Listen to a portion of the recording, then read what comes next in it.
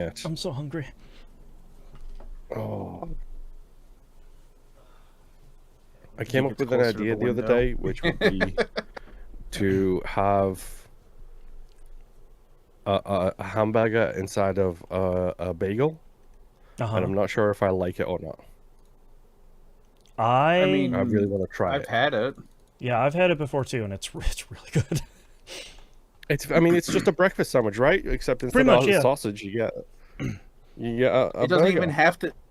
Just because it's on a bagel doesn't even necessarily make it a breakfast That's right. sandwich. It could just be a whatever. You could have pizza in the morning, 'Cause pizza I've in the had- evening, pizza at supper time, maybe. Yeah, exactly. I've had bagels Mhm. that had full-on sandwiches, like deli hams and stuff within Yeah. it. Mhm. Oh, Pizza yeah. bagels, as you brought up, is a great example. Like, So good. All right, are you guys ready to get started? yeah, because this is going to turn into the food cast real quick. Yup. Maybe. Sure, I guess. All right, let's get started in 3, 2, 1. Welcome to a brand new episode of That Video Game Podcast, aka TVGP. I'm your host, Boston. Joining me as always is Moonpear Hello. and the Nymph. Hello. A quick plug here for our Patreon page at either patreon.com/E1M1 or E1M1.cash. Those ones are the digits. Early access, exclusive, uncensored stuff, all the cool stuff over there.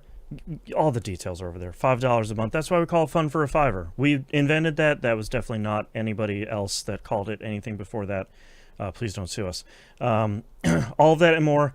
Check all that stuff out. There's a lot of stuff over there, and it's all really great. That still doesn't exist anymore, Boston. You're fine. Okay, thank goodness. It probably does, but they're not going to be able enough to sue us. They got bigger problems. Quick plug here for our Game Club episode. Our most recent Game Club episode is out right now if you're listening to the audio version of this. For 1993's Doom. Played the very first Doom. Again, 3 episodes, not 4 episodes. That came later in Final Doom. That's a really great episode. I would highly, highly recommend that. Also, if you haven't played Doom before, the 2024 Doom 1 and 2 kind of multi-pack thing that also comes with like 15 other games in it is really good. And if you haven't played that before and you just kind of want to blow through it, just turn on the cheats and you can just like sail through that really quickly. It's pretty straightforward if you have the cheats on. Our next game, however, is going to be SimCity 2000. Is going to be our very next game. I think when we looked it up, the recommended version seems to be the GOG version. That seems to be the kind of most up-to-date, kind of complete version that we can find. It's also like $3, so you kind of can't beat that. If anyone wants to play any of the other versions, it always looks like there's kind of caveats of like, yeah, well, the PS1 version came out, but it's kind of missing this. Or, this version came out and it's missing the music or stuff like that. So this next month, we're going to play SimCity 2000. Moon. It's also a very wild choice. You guys are picking like basically an endless game to play within a month. Well, and how many weeks do we get into before you guys just start summoning meteors on your city? That's right. No, please, it's Godzilla. And that was part of it. I was saying that I want to play the SNES version so I can pull out Bowser. Yeah, exactly. I'm pretty sure that was the version with Bowser. It was either SimCity 1 or 2000. I never remember. Or both. I'm not sure. That was part of what we talked about beforehand was like, we kind of didn't know how much time we had this month. So it's a really good game to play of like, if you've got 20 hours to play, SimCity 2000 is there for you. If you have 5 hours, you can still get a really good idea of what that game is in that amount of time. So it's you can let it run in the background on... Exactly. Tell it to stop when there's a choice to be made. That's right. Yeah. All right, Moon. Let's pass the baton over to you for your weekly score update and what you've been playing. That's the Summer Olympics, bro. The winter is what's going on right now. That's right. I don't know. That's right. Why you would pass me the baton? Apologies. Like the ice baton. It's just funny though because you just wiped out one. Just an icicle. Yeah, I mean I've got them, so Yep. I can definitely do that. I will say you ruined my notes because my first two games are Doom 1 Game Club Reminder and FTL We Rogue Like It Reminder, so that's Okay. already gone out the window.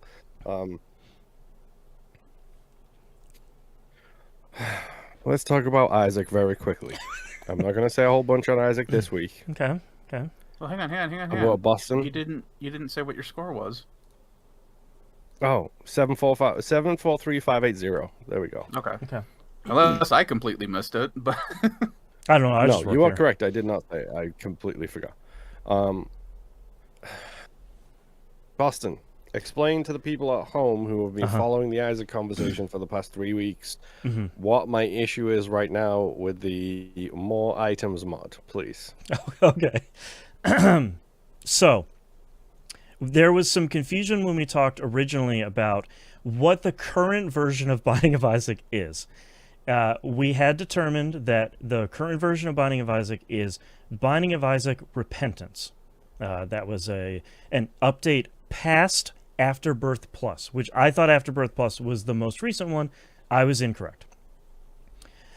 That's not the end, Repentance though. is the most recent DLC. Right. Repentance Plus, however, is currently in development. This is... A long time ago, they had announced, and I'm not even entirely sure who's working on it anymore. I believe it's probably just Nicholas.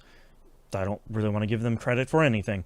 But they were working on an online co-op version of Binding of Isaac. And I thought it was just going to be a free update to Isaac. It turns out, because Isaac is cursed as a video game, that it is now, wouldn't you know it, much larger than that, in nearly every way, and has turned into Repentance Plus, which has, as part of it, built into it, the item description mod, which is kind of, it's something I fought against suggesting people to install for a really long time, because I think the fun of beginning Isaac is, well, just pick this thing up and see whatever the hell it does. That sort of thing. That's the key word. Beginning. Yes. Beginning, Isaac. yeah. And once you get into the point where you're unlocking dozens of items at a time, at some point, unless you're literally playing it for your job every day, it's too hard to remember the, as we talked about last week, like 800 plus items that are in the game. So that's where the item description mod comes in. It just pops up a small portion of the screen that just says, here's exactly what this item does, and if it synergizes with anything, it'll give you that info. If it will be part of a bundle like Guppy, where you have to collect 3 items and then something happens, it does that too. I have seen the menu item for turning on this mod before, and I incorrectly thought it's in the console versions as well, because it's Repentance. Well, no. That was incorrect. I fired up the PS5 version and went, that's actually not in there. Interesting. Okay, well, let me fire up the PC version. Oh, it's not in there either. Well, that's surprising, because I know it's in there.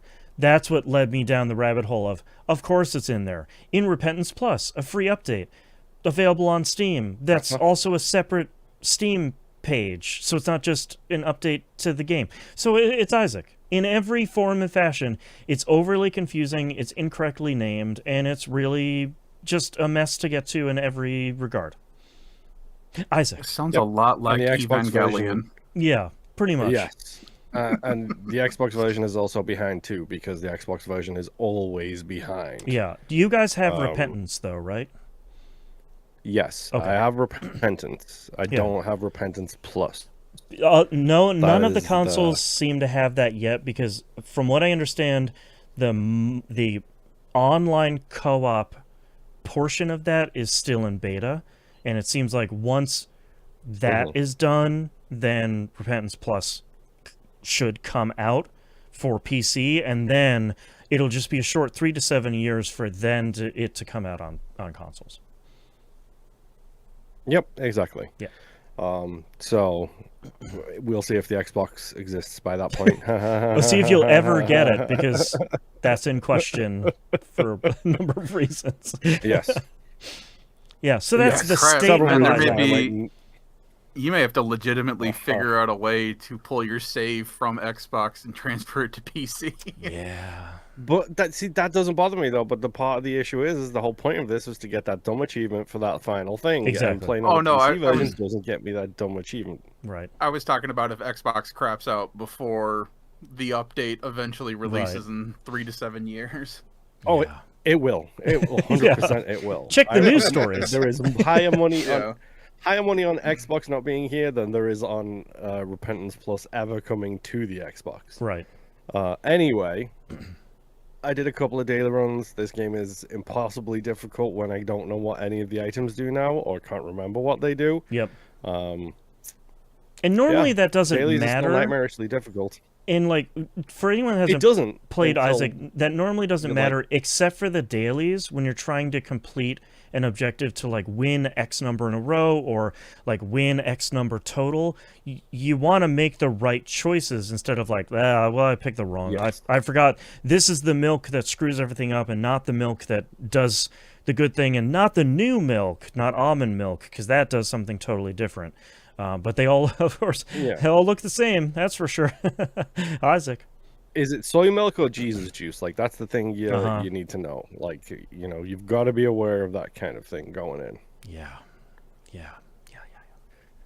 I don't know. I did a couple of runs as Isaac too, Okay. and one as Azazel. Azazel is my go-to, so I might end up just doing a couple of runs as Azazel just to try and like get back into the swing of things. Because Yeah. when you unlock Azazel, like you should try and unlock him as soon as you can, because he is the key to making that game as easy as possible. Because he starts with a really powerful attack and he can fly. Yep. Like he is the newbie's friendliness Yeah. in that thing. There is a reason why he exists right behind me That's on the right. shelf. Moon is pointing at an Is Azazel because plush. I love Azazel. Yep. It's hilarious. But yes, Isaac is fun. The Xbox version also seems to have massive struggles with the dailies. Like it okay. can take 10 minutes to load a daily. Of course it does. Why not? Wow. The amount of times I've also hit that button, it sat there and done the spin cycle while it's trying to load the daily. Yep. And then I'll come back and it's kicked me to the main menu, and I go back into the dailies, and it's like, today Moonpig got a score of 0. Oh, Like, it drives bro, me bananas. I didn't even get the chance to do the daily, and you give me a 0? Like what? Like Yeah. where did that come from? Kind of situation. Yeah. But yes, Thanks, Nicholas. Isaac is Isaac in all of his flawed nature. Yes, thanks, Yeah. Nicholas. / open brackets negative close brackets. That's right. The other 2 games I've been playing is, let's talk about Grim Idol. Grim Idol. GRIM space IDLE. Okay. This game is exactly what it says on the tin. Okay. It's an idle game, and it's a little bit grim. Okay. I do like Grim idle meaning games. gothic, not grim as in depressing. Right. So, I think you cannot die in this idle game. Okay. It's just your progress is essentially walled by how much damage you can do. Mm-hmm. So you've just got to do as much damage as you can, and you will eventually kill people. But when they have 2.3 million health and you're doing 100,000 in damage, Right. that's a problem. We'll Right. say.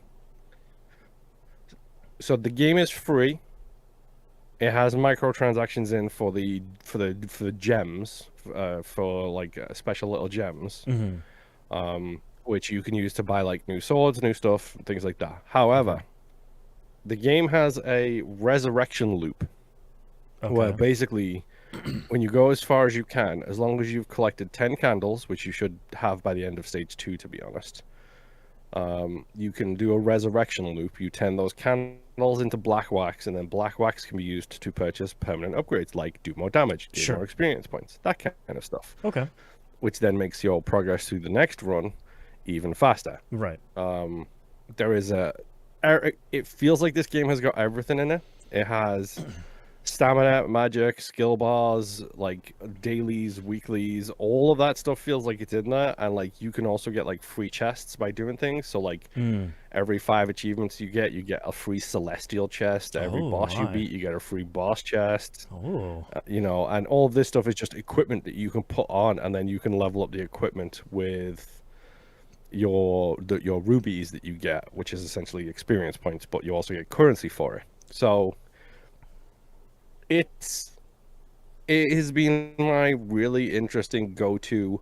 I'm eating and I don't want to like screw up my YouTube algorithm by watching a bunch of random BS, so I'm just gonna put this on and watch my guy stab things. On the video version that Boston's playing right now, he's using a skill where literally the game clicks for you for a while, as long as your stamina bar is full. So you hit the A button to move faster, and that uses stamina, but you get an ability that does it for you. So as long as your stamina keeps regenerating, you can it will just keep on running really fast for you at like 100 clicks a second, I think it is. Jeez. So it's cute, it's fun, it's got really interesting music. I really like the art style. I'm not a big pixel art kind of fan, but like I think the art style in this looks pretty solid. And it's got a lot of systems in there if you want to go really down the rabbit hole.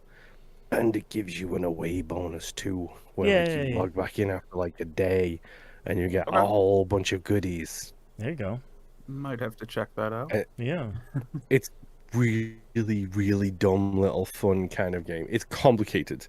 Like, it's more complicated visually than it is actually to play it. Right. But it's been my go-to sit there, let it run itself while I'm eating kind of situation. Complicated like a high-end JRPG, or complicated like Elite Dangerous with FA off? Neither of these. Thankfully. Nothing is that complicated, bro. Especially your second option, like... Yeah, if anybody ever listening ever wants the real Battlestar Galactica remake experience, go play Elite Dangerous and turn off the assists. Like, that's all I'll say. Actually, it's even funner if you accidentally shut off flight assist and you don't know how to turn it back on because you don't know what you hit. Oh boy. Yep. But the only other game I've been playing this week, because I haven't had a whole lot of time and my neck hurts and I have migraines, is Arc Raiders. Again, caveat up front. Contracted generative AI for the voice acting in this game. I am almost ready to send my little guy off on his first expedition, which is the prestige thing. Oh, right. Okay. Which is funny. Friend of the show, Rob, who's refusing to do it because he doesn't want to lose all of his blueprints, whereas I'm like, yeah, bro, I haven't got that many. I can give... I don't mind. I will happily give these things away. Yeah, let my little guy graduate. Oh, do you keep anything when you prestige, or is it just a complete, you are starting from ground zero, but you have this cool little emblem now? So you keep anything you've purchased with premium currency, so all of the cosmetics. You lose your entire inventory upgrades, cash, which is the free currency that you get for selling stuff, so like dollars essentially. All blueprints, all quest progress, everything is wiped. Wow. Essentially. Okay. So you basically are starting from scratch, which means that give me about a week and I'll be ahead of Justin again, essentially, is where we're sitting in this whole time frame. Okay. Not Rob, but Justin at least. And honestly, I'm doing it because I want to see what the permanent bonus is, because when you do the expedition, you get a permanent bonus to your next character. So your next raider gets a permanent bonus. I want to know what that is. Okay. Is it faster XP gain? You know what? Or is it cheaper crafting? Is it? Yeah. Yeah, and I believe there is ones in there where you get like additional skill points, but they've stated that you're never going to be able to max out the skill tree because it wasn't designed to be that way. So okay. I don't have a problem with that. Yeah. Stand aside, people who have too much free time. That's right. That's the thing is like, because like I feel so the expedition so far I've been basically slowly chipping away at it for 2 weeks. It wasn't bad. Like there wasn't a whole lot of stuff that I struggled with, except for like random items like a humidifier, which I needed to get, which you can. It's not something you can craft. You need to pick it up. So I had to get 5 of those. Couldn't get them for like a week, and then yesterday I just got 2. Sorry, I just got all like 6 in like 2 runs essentially. And it was just like, okay, I don't know what happened, but that's fine. I guess I'll deal with it. Mostly still again running into friendly people. I don't know if the servers reset again on. I don't know what happened. They reset Monday last week instead of Tuesday, like they did the week before. So I don't know what's going on with that, but it is what it is, kind of situation. But I don't know. I'm just the final stage of the expedition now is basically put a very high value amount of stuff into your little pod thing so you can leave. So I've got to put like $250,000 worth of like guns, 200,000 worth of meds, 100,000 worth of trinkets, and really prep for an expedition. So I'm in the process of doing that at the moment, which is basically just me going out, being the Galactus of loot and just sucking everything up and taking it back with me kind of situation. And then putting that into my thing and then seeing where we go from there. So I honestly don't know. I'm excited, but this is the thing, because I've had such limited time where like I haven't been able to sit down and be like, okay, now I've got 4 hours, now I've got an hour, now I've got 3 hours. Right. It's been like, no, now I've got like 20 minutes. So jump in, jump out, done and dusted kind of thing. But yeah, I still really enjoy playing this game. And it helps that I can also just like send a message to Rob and Justin and be like, hey guys, we're doing Arc Raiders, and then Justin will fall asleep, so me and Rob will end up playing. Right. You know, the usual. But yes, that is all I have been playing. Again, final caveat. Contracted generative AI used for the voice acting in Arc Raiders. Do with that information as you will. Nimb, tell me about your one game that you pre-warned us about. Dude, my one game that I had a chance to play this week is Dredge. Yeah. I went all the way. I picked it up when it was $20, the complete edition as well. Nice. Dude, it got its slimy little tentacles in my brain, and that's all I've been wanting to play this week, which sucks because I'm on my last 2 weeks. I was actually just telling Moon this. Finals are coming up, and I just had to do a big project, so I really didn't have time to get sucked into a game. So, where I left off last week, I was just starting to discover a lot of the, like, horrific, well, not really horrific, but like horrors that are in this game. Nothing's really horrific. I did eventually shut off the mode where everything attacks you. I believe that they call it putting it into passive mode. Yeah. Because I had gotten to the, I think it's called the Death Spine. There's like a chain of islands in the northeast of the map that are all volcanic. Yeah. Excuse me. And there are a bunch of things in the water there that will start to chase you, and they are everywhere. And the only way to fend them off is to go by one of the like hot vents that are underwater, and they'll run into that, and then it'll scare them off. But like I said, they are everywhere. I got a group of them off of me doing that, turned a corner and ran into a different group of them, had to do it again, and then ran into another group of them and had to do it again. And it's like, I just need to grab these fish. Right. Just leave me alone for 2 minutes. And there's also like this giant angler thing. Yeah. Yeah, and then there's like a giant angler thing that's patrolling the area that's also doing the same thing basically. So I threw it into passive mode, and all of that stuff still exists in the game. It's just they do not lock onto you. Yeah. And they don't cause damage if you bump into them or anything. It's basically like no clip for them. So they just ignore you, and you can just carry on fishing. So I would suggest if you pick up this game and you start bumping into that and that's starting to really annoy you, just throw it into passive mode. Like, it doesn't Yeah. change anything else. You still get all the achievements and all that fun Yeah, stuff. and you too. don't miss out on anything in the So- game, really. No. There are some cool things that you don't interact with anymore. Like, I saw a boat on the water for the first time and I'm like, at night, and I'm like, that can't be good. And I was right. It was a giant anglerfish floating Yeah. around, and its angler thing looks like a boat until you That's get so close good. to it, and then you see the little thing. So yeah, there's like things that don't chase me anymore but are still there, but it's great to know that they don't chase me anymore. And I wish I'd kind of messed with it when you get to the Twisted Islands, because there's like the brain suckers in there that like chase you, and it's like really cramped quarters to maneuver around. So good. That was a lot of interesting time there. But so after doing that, the way that the inventory system works in this is it's all Tetris. It's all grid based between your ship and your storage, and that's just crack for my mind. It brings me nothing but happiness. It's a system that everyone needs to bring, and there's actually an achievement or trophy for fully filling out your entire cargo space on your ship. Yep. And I got that by accident. I actually had the second biggest ship at the time.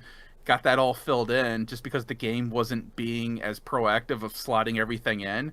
And I'm like, I know I've got like this one giant thing that I have to get on my ship. And I know this isn't organized properly, so I'm going to go through and spend 5 minutes reorganizing everything so I can get this one fish on my ship. Yep. And that's how I unlock the trophy for it. So that's been a lot of fun. But there are a lot of unanswered questions that I have. I have beaten the game. I've actually beaten it twice. Okay. Now. You got both endings. I'm not going to... Yeah, I'm not going to get into spoilers story-wise. No, yeah. I know it's an older game, but Moon just picked it up, and I know a lot of people listening sometimes pick them up as well. Well, and it has more story than it seems at the start, so I'd hate to kind of... Surprisingly, yes. Yeah, I'd hate to ruin that discovery. Yeah, because that's what a lot of it was like, that's weird that this person mentioned this. I could have sworn I'd heard something about this. And then in my character's having like a panic attack on his ship. There's a glowing stone that I touch, and all of a sudden this glowing stone is telling me about something. Right. I'm like, what the heck is that? And then I go back to it later, and it won't even interact with me anymore. Which I found out that there's a reason for that I wasn't catching on to. There are mimic crabs in this game. That's right. Yeah. Which is hilarious. I'm not going to spoil those either. Good luck to you guys.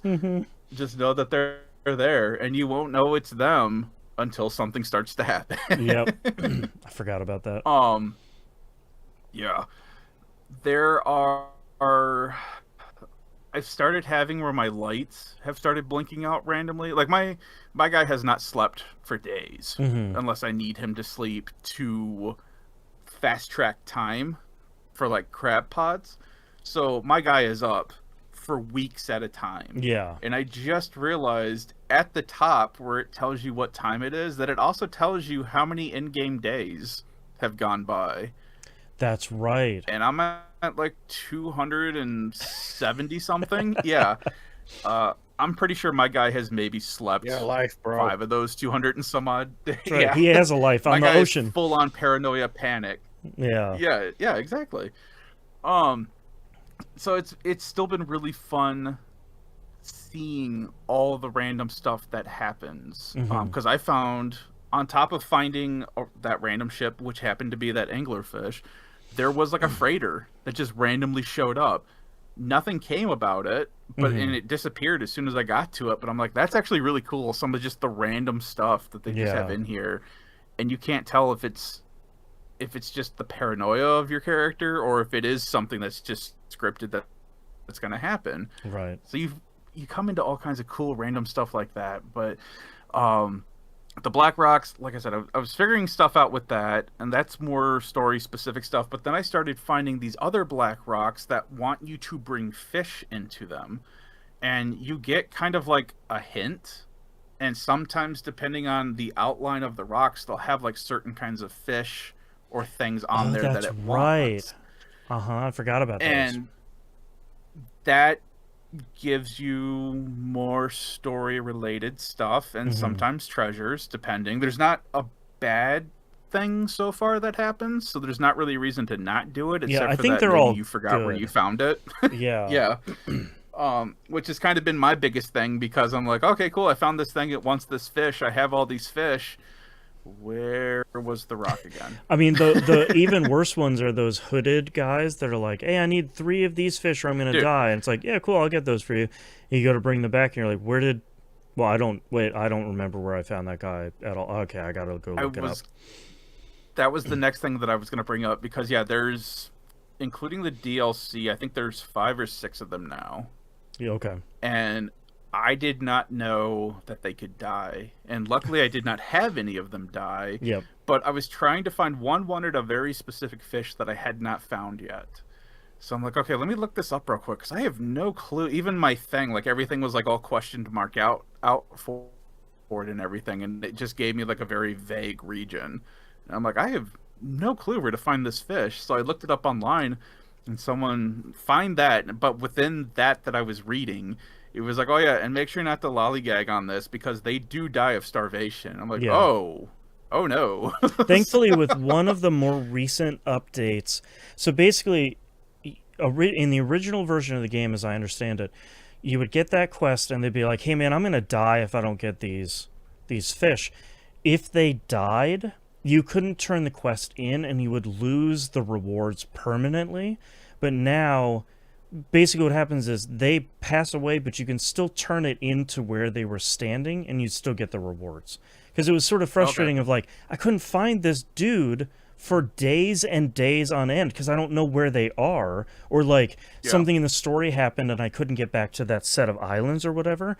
Like, that wasn't on me that they died. Like, what the heck? So thankfully they made it so it's not punitive anymore.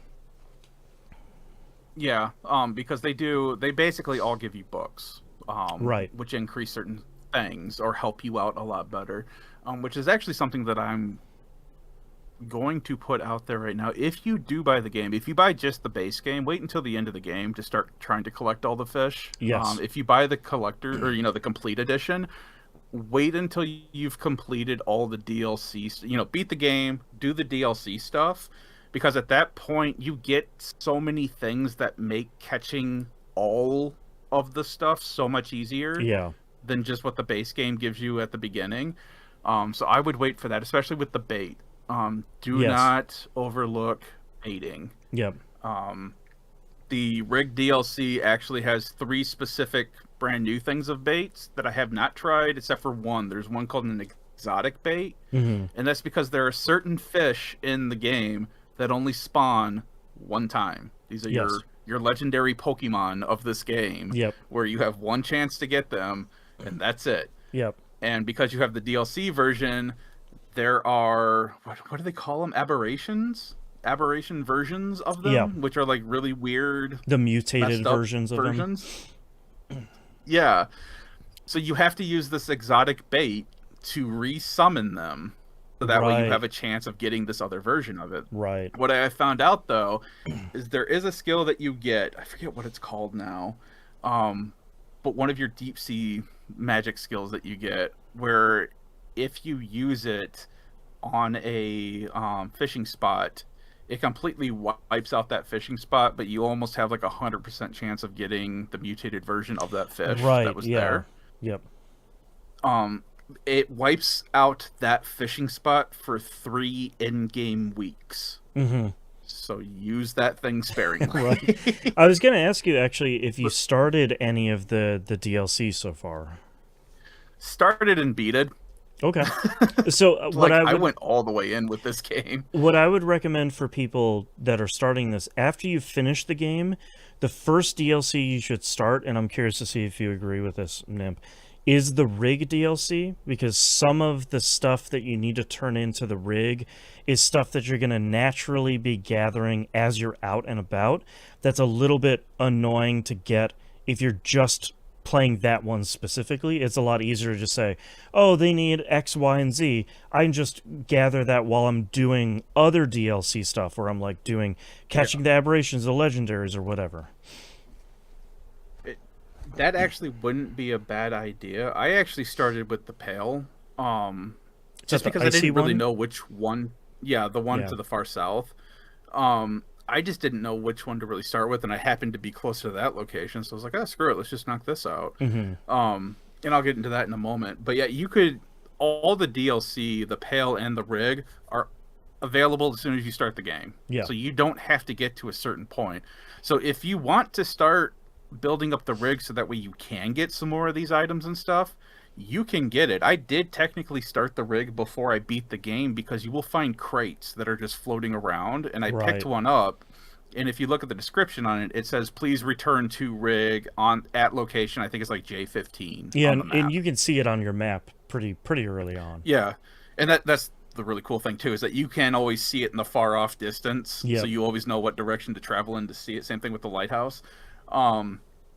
So I happened to get, I think I had like 2 or 3 of these crates, and I was like, I'm just gonna go there and drop these off because they're taking up inventory space that I desperately need right at that point in time. And I just need to get rid of them, but I don't want to discard them because I don't know if they're important. And they kind of are and kind of not. They do continuously spawn in the water, so you can dredge them up. And they are located, they have the locations marked on your map as well, so if you need more crates, you can go get some. Eventually, once you've leveled up the rig enough by donating stuff and fixing things, you can give like craftable items to it to create the crates there instead of going out and finding them. But honestly, yeah, if you want to do it, the rig would be the better one to start with, just because of all the extra stuff that you do get that can help you out. But like I said, I started with the Pale. I beat the game the first time at the ending, and I was like, okay. And then as I was traveling, I discovered a fire on an island, and I'm like, there's never been a fire on that island before. And it's one that's kind of like off to its side, and I just happened to be traveling off. I wasn't really paying attention and noticed that, so I stopped and talked and bumped into somebody, and by interacting with this person, that opens you up to the possibility of then starting the second ending. Right. Both of them are kind of bad.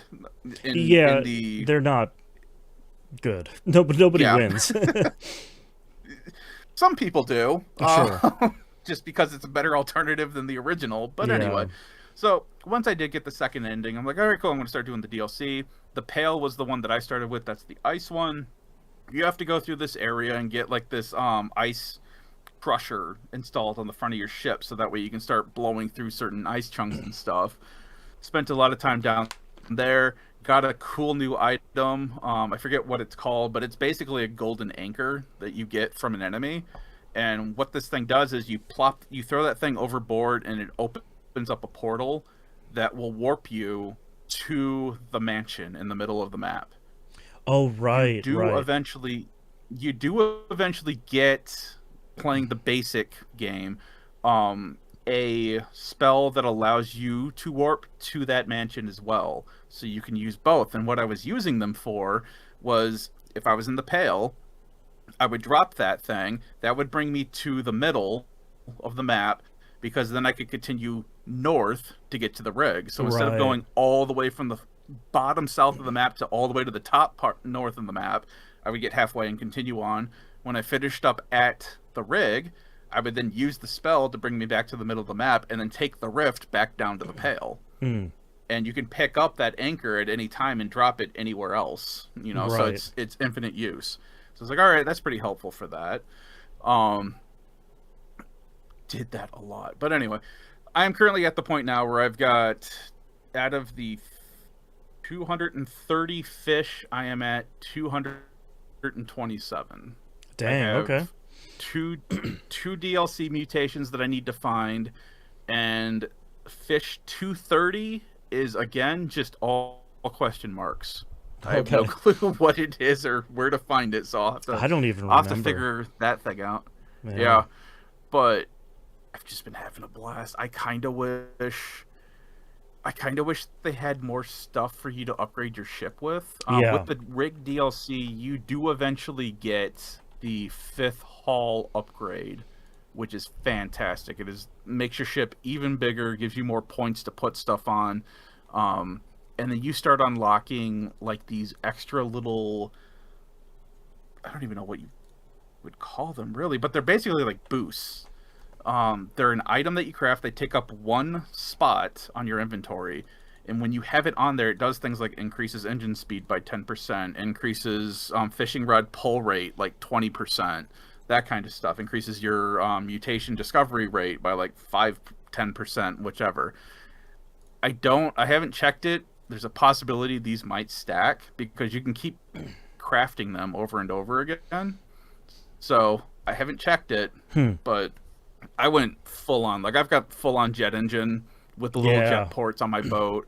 I've got the trawler and everything, and it's just such a great game. Like, it really is. Absolutely love this game. I kind of now wish there was even more that I could do with this game.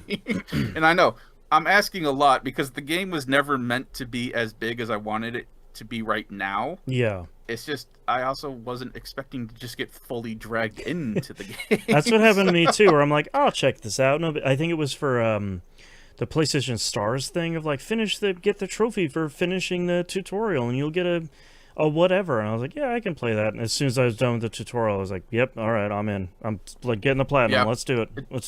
I love it. Pretty much. Yeah. I think right now I have all the trophies for the pail. I'm missing 1 trophy for the rig. And I think I was only missing 5 trophies altogether for the base game before I got the platinum. Nice. And they're all hidden, so I got to look up and see what they even are and what I'm supposed to be doing for them. Because at this point, I'm like, I don't even know what I have left to do in this game. Yeah, I feel exactly. like I've kind of done everything. So, but yeah, if you have not played Dredge, and I'm sure Boston does as well, 100% recommend this game. It is definitely I have 5-10 minutes to listen, to sweet music while I pull up these fish. That's right. It's also a great game if you just want to plunk down a podcast and listen to that and play this game with the music down. Because I spent pretty much all day yesterday doing that. Mm-hmm. I was watching a guy pull apart a motorcycle engine while playing this game. There you go. So, yeah, that's what I had time for. So good. Dredge Complete Edition. It may still be on sale for $20. It's on everything. I believe it's even on Switch at this point now. I believe think they released a Switch version for it. So yeah, if you're interested in a fishing game that's got some Eldritch horror stuff in it, give it a go. $20 on sale. So, but that's all I've been playing this week. All right. Only thing I've been playing this week is Mewgenics, the brand new game from Ed McMillan and Tyler, the two. Well, they're largely the team now. To describe Mewgenics, I kind of want to describe how a run goes. So in short terms, it's a strategy roguelike, where you're kind of hopping from node to node on a map. You're encountering battles or treasure shops or events or things like that. But I think there's a lot of interesting stuff in this game overall. So how a run starts is you have your house with all your cats in it. You put 4 of them into a box. If you're watching the stream, it's labeled Adventure. You toss them in the box, you hit Depart, and then it gives you a menu where you assign your 4 cats a job. And it's like tank, fighter, mage, cleric, thief, hunter, the kind of standard RPG, like tabletop RPG kind of thing. So, the tabletop RPG influences that carry through Isaac, carry through here as well. And cats will start with a base set of attacks and passives, because you have 4 active abilities and 2 passive abilities. But those will largely get dictated by the collar you put on them. The collar is going to be their job. So maybe they have like a backstab attack when they start off with, so you put the thief collar on them, and as a bonus they do every time they do a backstab, they heal 2 HP, and then they get an additional kind of thief-related attack along with that by putting that collar on. Same thing with a tank. It's going to boost their HP and potentially boost their movement speed. And it's kind of all of the classes are pretty self-explanatory by that point. Then when you get into the map itself and you start a run, if you land on a battle node, it's really largely every strategy RPG you've seen. It's grid-based. You have a bunch of enemies that are all scattered across the map. You have your 4 cats. Everybody has a move phase and a attack phase. Thankfully, you can attack then move if you want to do so. Some strategy games will have to say, okay, you have to move first, and then your move phase is over, and then you have to attack. But you can't do those out of order. Thankfully, you can do that out of order, which is really great. The thing about the strategy part is really interesting is it sort of sits in this middle ground where all the way at the end of the spectrum for me is an SRPG like Final Fantasy Tactics or Tactics Ogre or something like that, where you have a grid, you have every time you do anything, that unit is getting experience or job experience or a combination of the two, and it's kind of like a hardcore stat-driven sort of thing where you're growing your units turn over turn, battle over battle. It's not that. But it's also not Into the Breach. Into the Breach, to me, is on the other end of the spectrum, where that's a puzzle game. And you're still leveling up your units, and you're still building a squad, and you're still doing all that stuff. But that really is largely a turn-based puzzle game. This kind of sits right in the middle. Because your units don't gain XP or job XP whatsoever. Your main goal is to finish the battle as fast as humanly possible. The fewer turns you complete the battle in, the more post-battle rewards you get. And typically the post-battle rewards are money and food. And every night that passes in your house, every cat you have will eat 1 piece of food. So if you have 15 cats, you eat 15 pieces of food every day. So you're trying to scoop up as much of that stuff as you can to bring back to your house at the end of a run. Where the difference is as soon as a battle finishes, one of your 4 cats levels up. Guaranteed. No matter if they did everything or nothing in the battle. And at that point, they get 4 selections. And it can be a stat upgrade. It can be a new active. It can be a new passive. It can be like a random thing that can happen. But you get those 4 upgrades. They will typically be, at least so far that I've played, they will typically be something that synergizes with your class and potentially one of the actives or passives you already have. So like, for example, there's a really early skill you can learn with one of your cats that's called Sunburn. And it's an infinite range attack that does 1 burn and 1 blind status to an enemy. And 1 burn means next turn they take 1 damage from the burn, and blind means they just have accuracy debuff for 1 turn. One of the passive bonuses you could get will take that Sunburn skill and move it from 1 burn and blind to 3 burn and 3 blind. So like you're kind of layering on top of the skills you already have. So you're largely doing that as you're going through these battles. If a unit dies in a battle, as long as they don't take too much damage, or I think it's like 3 or 4 turns pass, they come back to life at the end of the battle, and they usually get a couple of hit points back. So they're kind of in fighting strength, but not really. You can also run into, like, a shop is fairly explanatory, a treasure chest is fairly explanatory. It will usually give you an item that you can equip to your cats. They have, like, 5 slots you can equip, basically like a hat, a collection of random items, and then something that they're holding.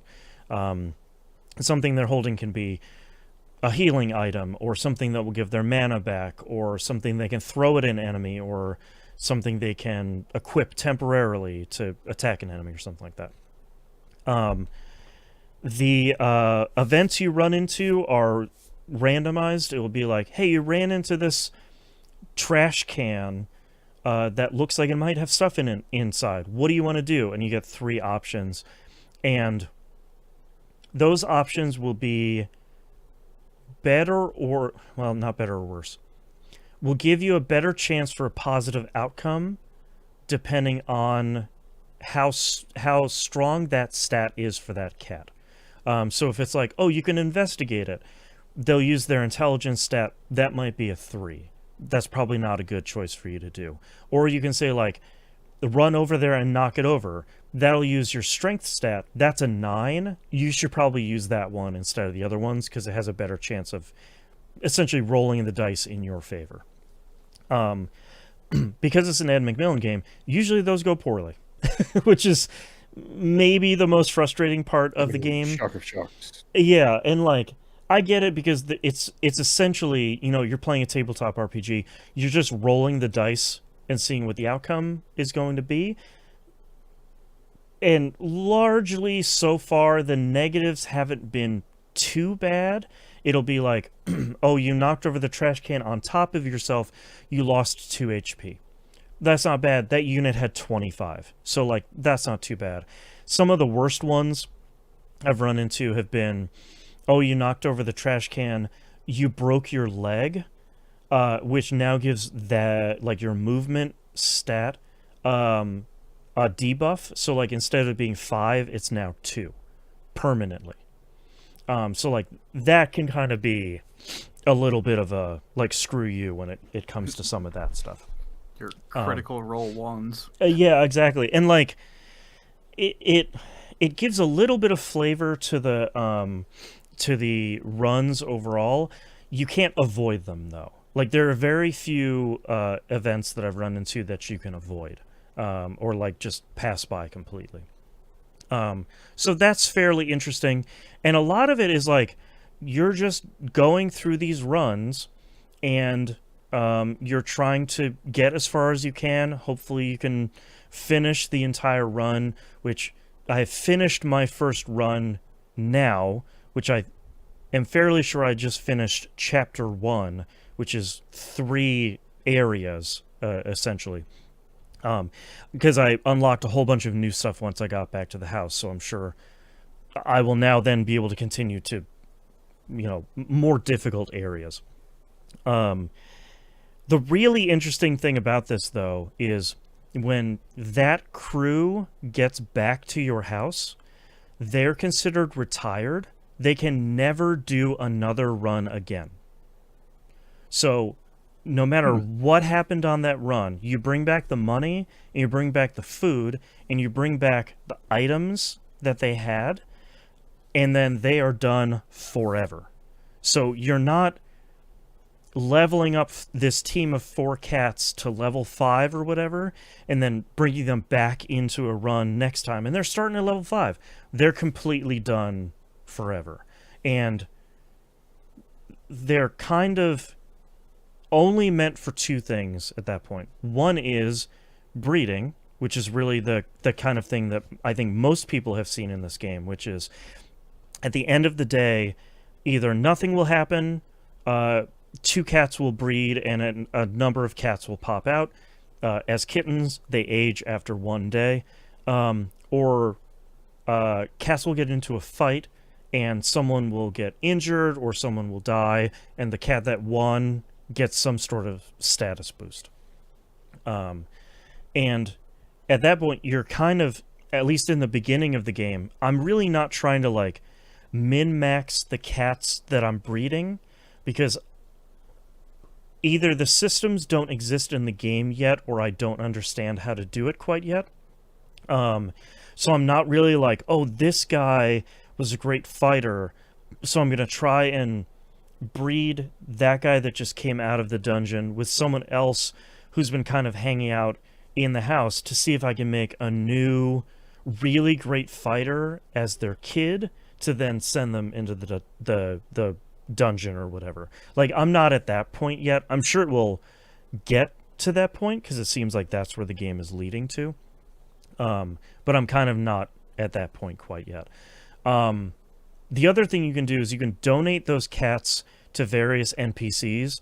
One person upgrades your house, but they want cats that have are only retired cats. One person upgrades your inventory size. He only wants cats that have been like deep enough into the dungeon. One cat wants only one person only wants old cats, one person only wants kittens. So like there's a bunch of stuff that you're kind of managing to upgrade all the stuff. And like it's interesting because at the beginning they're like, I just need one cat and I'll upgrade your stuff. It's like, okay, that's cool, that seems fair. And then the next one they're like, I need 25 cats to upgrade the next one. It's like, oh, that's quite a few cats. Oh boy. Okay. So you can see the kind of like investment level that you'll get to eventually. Yeah. And so far I'm having a blast, and I think it's largely in part because I'm not, it sounds weird, but I'm not like investing in just the one group of cats that I'm carrying from run to run to run. Like you can't get attached at this point to any cats really, because they're just you're going to like breed them and then donate them, or they're going to get into a fight in the house and then they're not going to be around, or they're going to be injured, and like you can't get really attached to any of these at any point. You get attached to them in a run, but it's kind of an interesting thing of like turning that kind of SRPG system on its head of like, yeah, cool, this is a great group of cats. They're never going to do this run again. It's impossible for them to do so, which I'm kind of not used to, but it's kind of refreshing so far. Okay. And Are you playing on console or PC? It's only on PC right now. Okay. They want to do a console release eventually. Apparently it has really solid controller support, but I haven't played with controller quite yet because That was gonna be my next question, because the map is on a diagonal and it doesn't look like you're able to rotate it, which annoys the hell out of me and always plays havoc with control direction. Yep.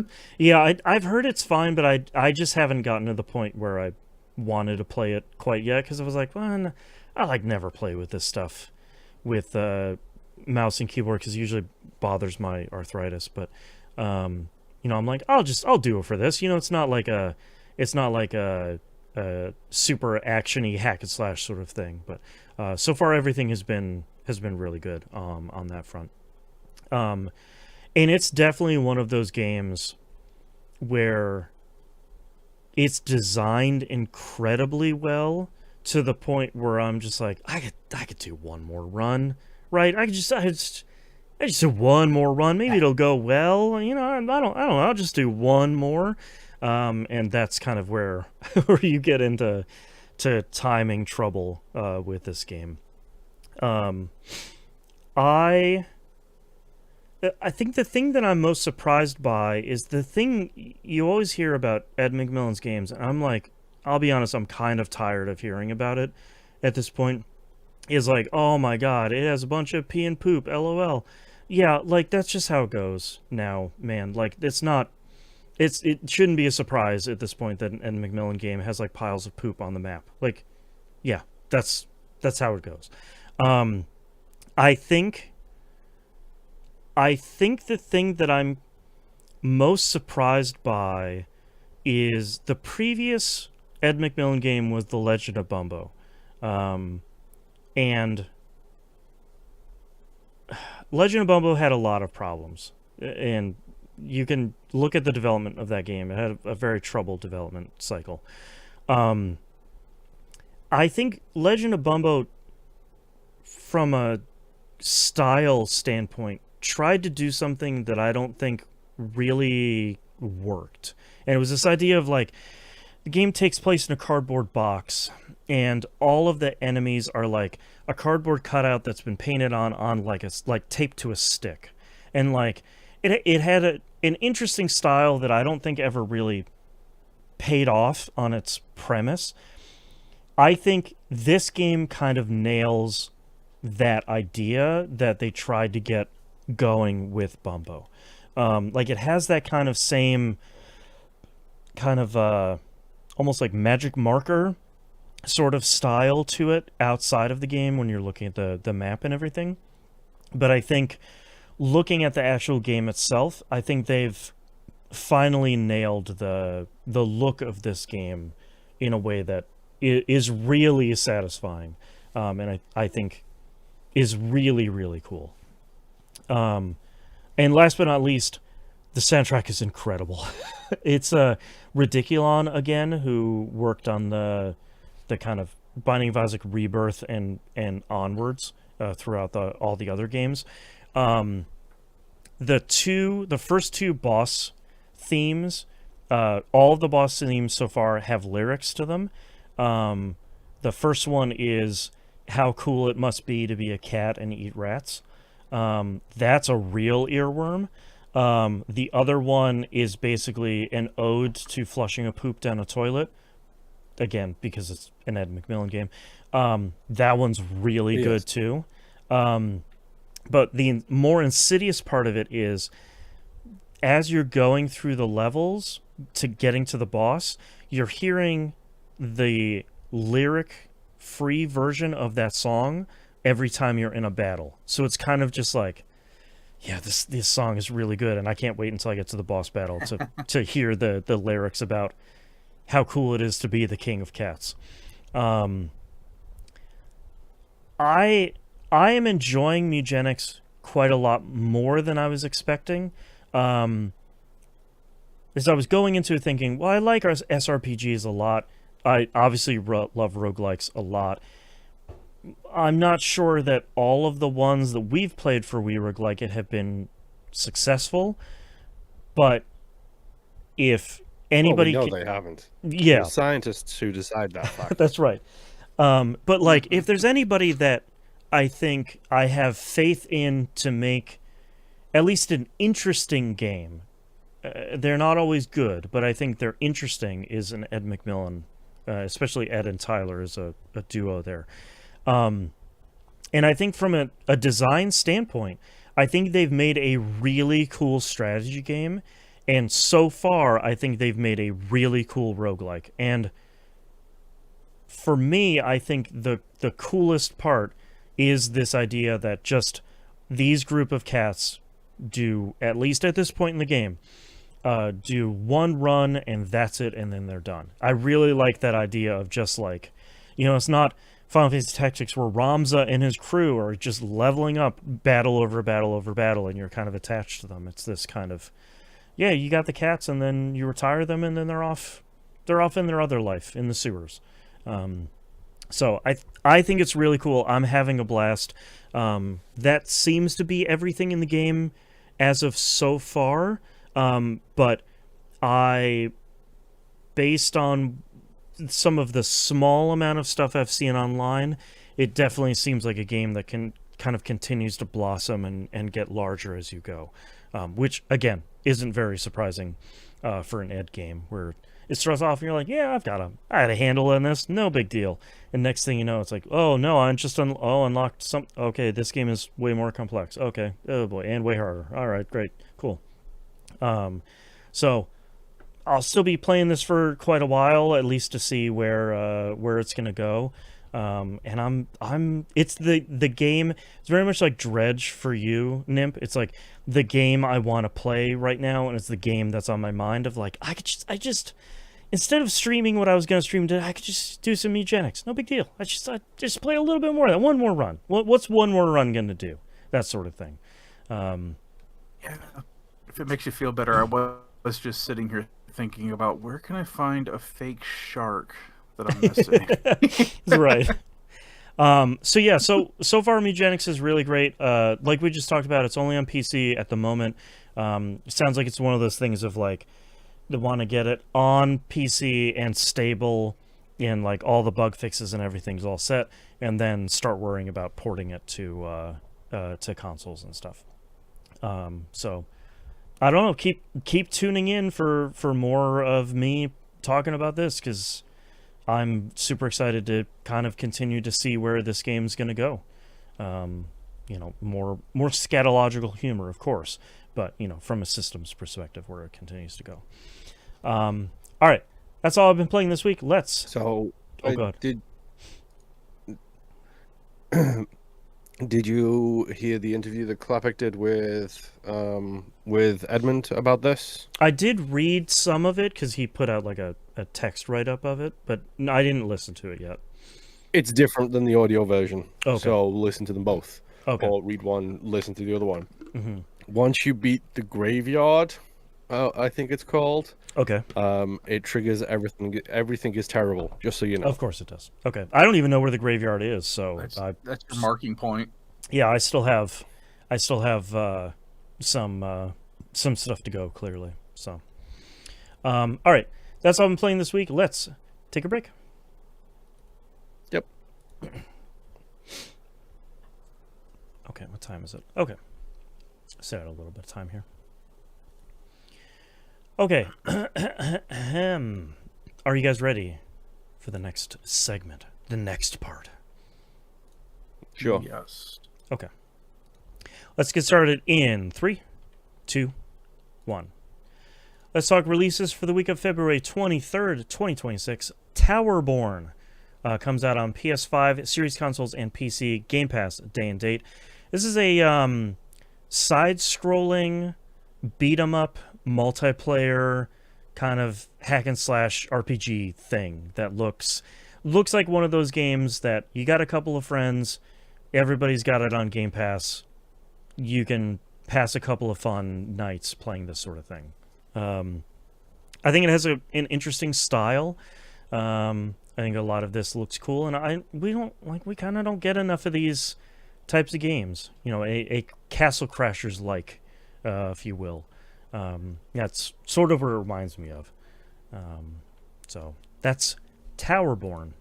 Check that guy out. Controversially, on Nintendo Switch, Pokemon Fire Red and Leaf Green are coming out. It's like probably two of the games you kind of don't need to have any introduction for. I thought this seemed like a really great deal until I found out that they're not on Nintendo Switch Online. And they are $20 a piece, which Pokemon Tech's still alive and well for even Game Boy Advance emulated games. So that's up to you whether or not that is worth it or not. That's $40 is quite a lot of cash for 2 Game Boy Advance games. I mean, but if you were wanting to get the physical edition, those are still like 120 something. Don't even get me started. I still think it's so ridiculous that Pokemon games, it's the Pokemon tax for the physical ones too. They printed millions of copies of each one of those ones, and people are like, "Yeah, it's $200 because it's a Pokemon game." It's like, oh my god, there's so many of them. Anyways, yes, you are completely correct, but also there's probably better ways for you to play these old games. Next up, very similar, Resident Evil Requiem is coming out this week. PS5, Series consoles, Switch 2, and PC. This is Resident Evil 9. Already. Yeah, I feel like I was like, oh yeah, this is coming out in like September or something. Like, nope, it's out. We're coming out. I knew it was coming out in spring, but I was thinking more like April. Yeah, it definitely doesn't feel like a end of February February game. They used to come out in January, so technically they've busted their own rhythm by bringing it out in like the end of February instead. True. This game looks super cool. I like the idea of them kind of having a new protagonist here. I'm really curious to see what the reception for this one is going to be, because I feel like with how well received 7 and 8 was. I'm really worried about Capcom just being like, yeah, they couldn't continue the success here. This one's a dud. I really hope that Requiem isn't that. Yeah, but it's also the return of rookie cop Leon S. Kennedy, so True. you know. It seems As like a 50-year-old. Yeah, it seems like they've got all the pieces here. So we'll see. Yeah. Tune in at some point for one of us playing it at some point. It's not me. You know it's not me. Last release we have here is Tales of Berseria Remastered. Comes out PS5 series consoles, Switch, and PC. It's really interesting to see that this is the point where a Tales remaster isn't on PS4 anymore. I feel like we finally kind of crossed the Rubicon on that one of like, yeah, I don't even like that market is largely sailed for this. So I have not played Berseria. I will still caution everybody for every Tales remake. You really need to wait for it to come out and see how it performs. Because either it's going to be flawless 4K 60 frames, or it's going to, for some reason, in the year of our dear Yoda 2026, 720p and run at about 23 frames per second. There's no middle ground for any Tales remaster. So hopefully it's the good one, but you kind of never know. I just double-checked, too. It did originally launch on PS3, PS4. So I was like, I was pretty sure it's already been on PS4. Okay. Yeah, the delta is tightening on the remasters for this one. So did you ever play Berseria? Oh yeah, I've played all of them. I really enjoyed Berseria. Was really great. Mm-hmm. I don't fully understand everyone's adamant hate for Zestiria, which is I liked that one. The first game that came out. Yeah, I thought that was fun. Berseria takes place, I think, like 100 or 200 years before Zestiria. So wow. It puts a lot of stuff out there to line that up. Right. But yeah, no, Berseria is a great game. I really loved it. So interesting. Always great having a strong female character, Velvet, that's right, running around with her giant chaos claw. Her giant demon arm. Yeah. Yeah. All right. We've got 2 news stories this week. One place made a good choice. One place made a bad choice. Maybe both are bad choices to be determined. Bad choices across the board. If you don't want bad news, sign off now. Goodbye. See you next week. Don't sign off. We got to talk about this. First off, let's talk about Sony's recent bad choice and blisteringly confusing choice. They shut down Bluepoint.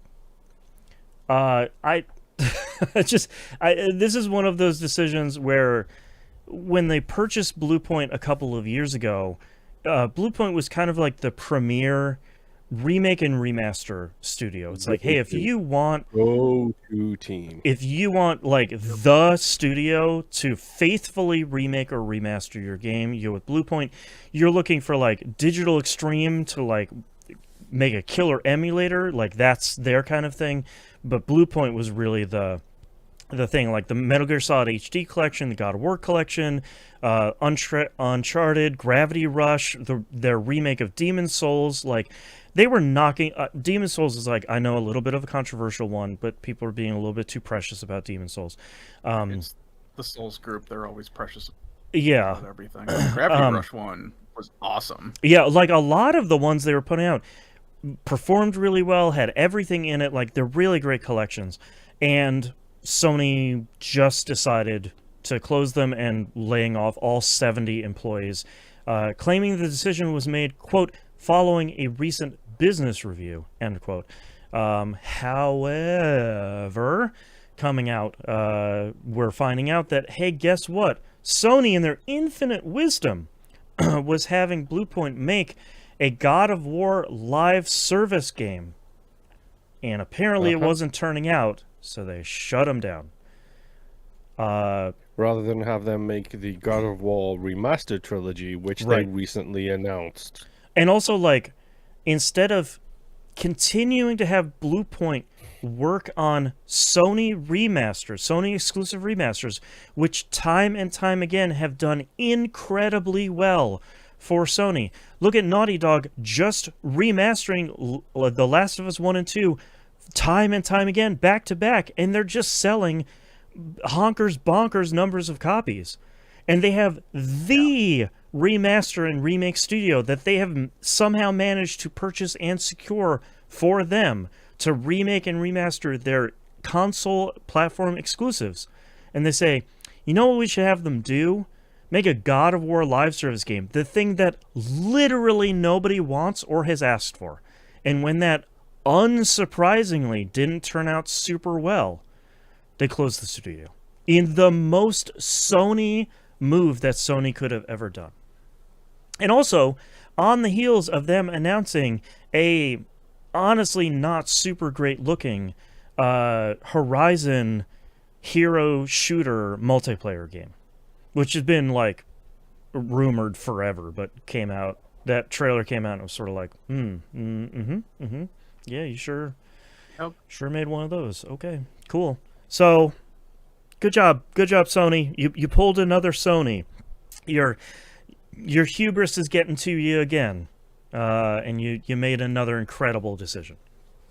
Which this is the exact reason why I was super worried when Nintendo, well, not so much Nintendo, but definitely Sony and Microsoft started buying up all these companies, and it's like, what are you guys doing? And they're like, oh, don't worry about it. Yeah, except for like 90% of the industry no longer exists anymore because you guys have laid everyone off and closed all the studios that everyone knows. Yeah. Like, what the hell? Between like Sony, Microsoft, and what once was Embracer, it's just like, yeah, we bought everybody and now we're shutting them down. Because wouldn't you know it, that was expensive to buy them and run them. It's also really terrible because it's coming on the heels of 2XKO and Highguard coming out and not immediately being huge financial and successful hits, and both of those teams getting largely gutted because the games just didn't. In Highguard's case, wouldn't you know it, because Jeff Keighley was really promoting that super hard, people started digging, that's a Tencent game. Wouldn't you know it? Who could have seen that coming? Reminder that Jeff Keighley's in the pocket of Tencent, everyone. Don't forget that. What was the other game you called? 2XKO. 2XO? 2XKO. That League of Legends fighting game? League of Legends fighting game. That came out of early access. I don't think I've ever heard that. Yeah, that came out of... That's half the problem. But, like, that came out of early access 2 or 3 weeks ago. Game. Yeah, but, like... Okay. It's... Yeah, lots of problems. Speaking of problems and shaking stuff up, let's talk about Xbox here. On, I think it was Thursday or Friday of this past week. I think it was Friday. Xbox announced, hey, by the way, Phil Spencer's retiring. The thing that Xbox and Microsoft has sworn up and down that is definitely not. He's here for the long run. Don't even worry about it. Not even who Philly Spence. He's here for life. Don't worry. Nope. He definitely is stepping down after having started at Microsoft in 1988. He decided to step out to blah blah blah family or whatever. So you might normally think, well, that's perfect because Xbox's Sarah Bond is ready to step up to the plate, and because nope, she left too. So welcome to the news. After being announced that she was going to be stepping up. yeah, that she was largely seen as being sort of prepped to take over for. It was like Phil Spencer, Sarah Bond, and Matt Booty were kind of like the trifecta at the top there that anybody could be running Xbox at any point. So welcome to Xbox's new CEO, Asha Sharma, who joined Microsoft in 2024 as president of its, drumroll please, you guessed it, Core AI product. So she will be running Xbox's CEO right now. Xbox Game Studios head Matt Booty will also be promoted to Chief Content Officer, working alongside Sharma here. I want to give Phil Spencer at least a little bit of credit here at the beginning. He had a nearly impossible job of untangling the Xbox One after Don Matrick got on stage at E3 2013, I think it was, and just royally screwed the entire thing up.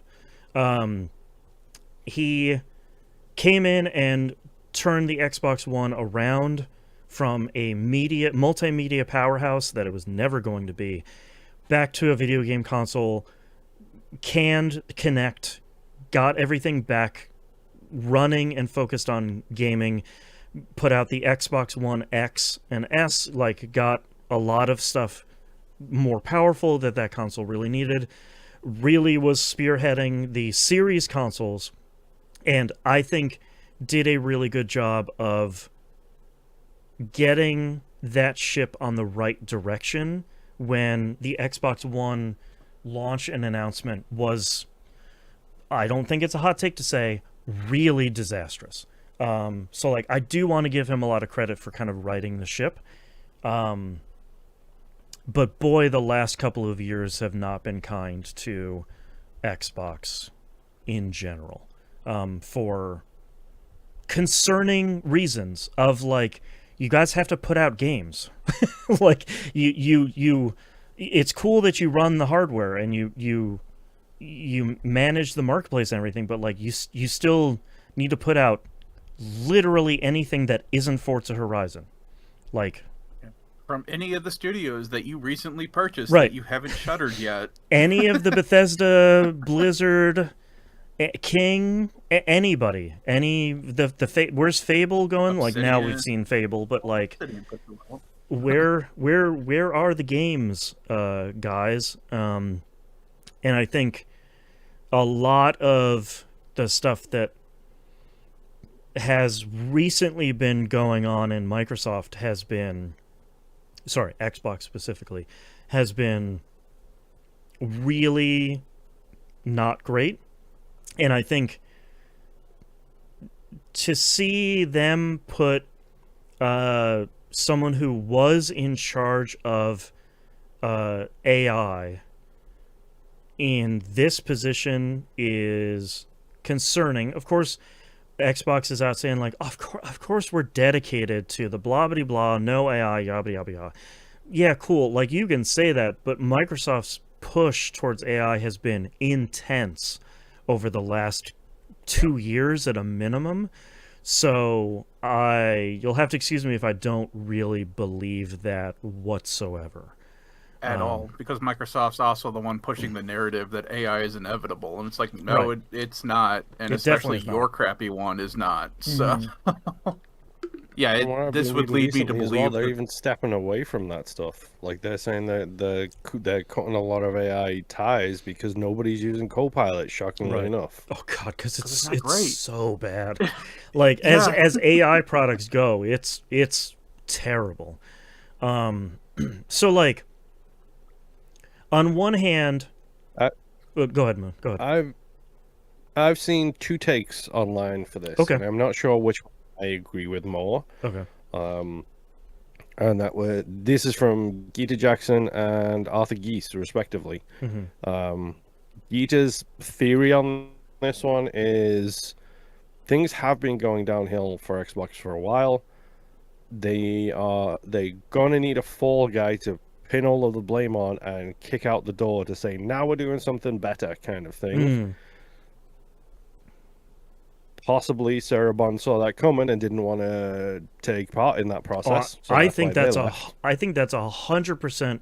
If I was in Sarah Bond's shoes and Phil Spencer he's saying that around fall of 2025, he was talking to Satya Nadella, the CEO of Microsoft as a whole, and was like, hey man, I'm looking to make my exit, I'm looking to retire. I bet if I was in Sarah Bond's shoes and I heard that, immediately I was like, yeah, me too. I'm peace, I'm out. Like, you can't pin this on me, you can't blame this on me. I don't want this role, I don't want this position. I'm good, I gotta go. Yeah, and then as process of that whole thing, Asher has made a lateral move from a definitely about to shatter at any given moment bubble to a potentially gonna shatter, but you're gonna get blamed for everything negative to do with it, Right. kind of situation. So that was like the Geeta Jackson approach to this. Mm-hmm. Arthur Geese's version of this is that he thinks that Bond was overlooked, like just flat out overlooked. Like Okay. Microsoft stepped in and said, "Here is the new CEO of the gaming division. It's Asha from our AI division." And Bond was like, And, my hand, dust yeah, my Bot hands is off, like, what the I'm hell, good." man? Like, that's my job. What are you... I'm out of here. Yeah, Sure. and Bond just walked out the door because of it, which is also a possibility. Sure. But the thing I think that leads some credence to this, like I probably think it's more number one, Mm-hmm. but some credence towards this is the gaming division in Xbox has always been a sore thumb for Microsoft as a company for decades. Mm-hmm. Except for like a bright spot in the before he 360 became CEO of for a while. yeah. Yeah. And like Natala himself said, like before he was even CEO of Microsoft, that he would spin the Xbox division off and have nothing to do with Microsoft. Right. Like, and arguably the decisions that have been made for the Xbox brand have been more concerned with Microsoft's wants and needs, Right. not Xbox's. Right. Like every decision, positive or negative, mostly negative, that Xbox has made over the past 5 years or so, I feel like it's not an Xbox division, it's a Microsoft division. Exactly. Right. They put out a game, get rid. They didn't put out a game, get rid. Yep. Like it feels like I say non-gaming, but a more Microsoft version of things than Xbox. Right. Like a real top-down decision. And it feels yeah, and it feels like Asher is more of a company guy, quote unquote, Mm-hmm. for this kind of situation, where if Natala's going to say, get rid of 50% of the workforce, Asher will be like, yes, boss. Mm-hmm. Whereas it felt like, as much as I hate him for being a corporate kind of guy, it felt like Spencer Bond were always trying to push back against that kind of stuff. Sure. But they had to eat the bad news. They're the ones who had to eat the bad press for it. Right. Because they were told to do something by Microsoft. True. Kind of situation. And they've And it definitely very much been... feels like Asher is like right in line with that company. Right. She's the company guy. She's gonna do what the company says. Right. And it feels like Bond was like, yeah, you're gonna overlook me and put a company-minded person in instead of this splinter, like in your palm that Spencer's protege. Like, yeah, Right. it makes perfect sense. Yeah, and it's been interesting too because I feel like Spencer and Bond specifically have been kind of taking on the chin a lot ever since the Bethesda purchase. Like that was the real big like inflection point of like, oh, you guys are just buying up a pretty serious percentage of the entire market. And I feel like everything after that has been this kind of slow roll downhill. I feel like the massive back-to-back price increases for Game Pass in most recent memory has been really the last straw for a lot of people. And that's the thing I'm kind of concerned for with Xbox going forward. I don't think it's an impossible position for them to unravel the mess that Xbox is in right now. I genuinely don't think it's like, well, this is the end. We're winding it down. Fable and Forza Horizon 6 come out, and Beasts of Reincarnation, and then that's it. We're riding off into the sunset. I don't think it has to be that, but I think from the outside looking in, it seems like there is a metric ton of work to do to not only get a bunch of games out from their studios, other than their kind of yearly regular Call of Duty, Battlefield, that sort of stuff. Yeah. But like getting that goodwill back, which seems to be the thing that has taken the biggest hit of, I don't trust Xbox. I don't trust the brand. I can't afford Game Pass. I can't afford a console. Never, not to mention, but that's sort of out of Xbox's hands. But like, I feel like that's the biggest thing that they need to come back with is like, how can we have faith in Xbox is the thing that I want to invest hundreds of dollars in as someone who plays games, and then invest my time in when it seems like that might not be the best investment for like $500 to $600 to $700. So I don't know where the answer is. That's I don't envy that position at all. That seems like a really bad position to step into. You know what? I don't really care. They get paid enough, and they all get golden parachutes. True. I could give an F less what happens to them. Yeah. Yeah. Yeah, what happens to them, I don't care about. What happens to me is the thing I care about. Well, and also what happens... Yeah, exactly. What happens, like, the thousands of employees they employ. Yeah. And, like, the dream for me is, like, that next Xbox is, like... it's going to be a premium console. It's going to be... And honestly, it probably wouldn't surprise me at this point if it doesn't get delayed for like 3 more years until this AI bubble has finally popped and everybody can start buying RAM again. Yep. Like, I mean, who knows what's going on with the Steam machine now that this whole situation's like as prices keep getting bigger and worse. They are sold out of RAM that they haven't built yet. Yeah. To put in data centers that haven't been built yet either. Yeah. For a product that nobody likes or wants. That's right. Yep. Make it make sense, Moon. Yeah. So... Dude, I wish I could. I mean, at this point, make Sony make sense and make Microsoft make sense. Because I think the laughable thing is, like, Microsoft is just trying to do their best with a bad situation that they've put themselves in, and then Sony, of course, is trying to recoup any Bungie money that they can make by trying to make a live service game work. Destiny 2 is dead on the vine at the moment. Marathon is just trying to get across the finish line, with which thankfully seems to have way more positive press than I would have ever expected it to. Their marketing team is killing it. By the way, marketing teams out there, please release gameplay trailers that, like Marathon is, that explain on screen what's happening during the trailer. That has been so huge to foster my excitement on this game of like, cool, now I actually know what the person on screen is doing and why they're doing it during this entire match you've released. Thank you thank you for releasing that. Part of my worry for Marathon is that Arc Raiders came out late last year and completely ate its lunch. 100%. And then went ahead and said, oh yeah, by the way, we do aggression-based matchmaking, and Bungie have announced, yeah, we ain't doing that. Yep. Yeah, that's really wild. I'm desperate to see how Marathon is going to do. I'll be definitely playing it. Thank you to Bungie for my code. Appreciate it. But it's going to be wild having two actually popular extraction shooters going head-to-head here in a couple of weeks. Because Arc Raiders is still top of the charts. It's still killing it out there. It's sort of has a longer tail on it than I think people were really expecting for an extraction shooter. So, and the really interesting part for Arc Raiders, to push my son to pick it up. Oh, there you go. Yep. Like the really interesting part for that as well is the season for Arc Raiders refreshes next week. So it's got a brand new season starting next week too. Yep. Right in time for Marathon to be right there. Yep. Oh boy.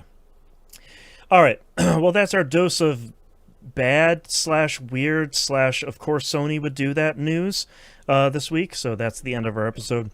Thank you very much, everyone, for listening. If you'd like to visit us, you can do so at tvgp.tv. Everywhere to find and follow us is on the right-hand side of the page. Patreon.com/E1M1 or E1M1.cash. Those ones are the numerical digit 1. $5 a month tier is the recommended one that gets you everything available there. Anything above and beyond that is greatly appreciated. If you can't support us over there, please support us by commenting, subscribing on the YouTube channel. Follow us on Twitch. Come and hang out and chat with us on the live stream if you're able to. Please rate us positively on your podcatcher of choice. That really, really, really, really helps. And that helps feed the algorithm and helps more people find the show. That's our episode for this week. Thanks for listening. We'll see you all next week. Bye. Bye. Oh, Boston. Bye. Yes. How long until we switch the podcast recording to TeamSpeak? I don't know, man. I don't even want to think about it. I don't even talk about like boneheaded decisions. I don't even want to think about it. I don't even want to talk about it. I don't have to pull that trigger until I have Don't to. worry, you'll just have to get yourself set up for a whole new different layout starting again later this year. Yeah. All right, I mean, Nimp. we could feasibly just, video call each other on our phones and still talk into the microphone for the computer. Why wouldn't we use the best teleconferencing platform on the planet, Teams? Yep. Yeah. Anyways, Nimp, what are your titles? All right, I have Final Doom, The Ice Baton, A Short 3 to 7 Years, Is It Soy Milk or Jesus Juice, The Galactus of Loot, and Min-Max the Cats. All right, Moon, what do you have? Please don't sue us. Beginning Isaac, Soy Milk or Jesus Juice, Galactus of Loot. Usually those go poorly, and A Short 3 to 7 years. All right, I have Just an Icicle, Slimy Little Tentacles, The Ice Baton, A Short 3 to 7 Years, and Galactus of Loot. Feels like Short 3 to 7 Years or Galactus of Loot felt like the kind of lead ones here. I kind of like A Short 3 to 7 Years personally, but I'm not married to it. I'm fine with it. Yep, I'm good with that. All right. I'll circle it.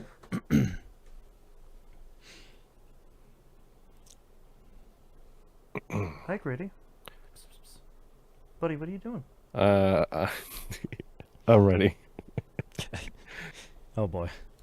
Now I'm concerned. Yeah, I don't like the chuckling. All right, I'm good to go. Okay. Starting in 3, 2, 1. This is That Video Game Podcast, episode 957 for February 24th, 2026. A short 3 to 7 years. This is when Star Citizen is released. Just take a super slumber. All right, thanks everyone for listening and watching. We do greatly appreciate it. We'll see you next week. Bye. Bye.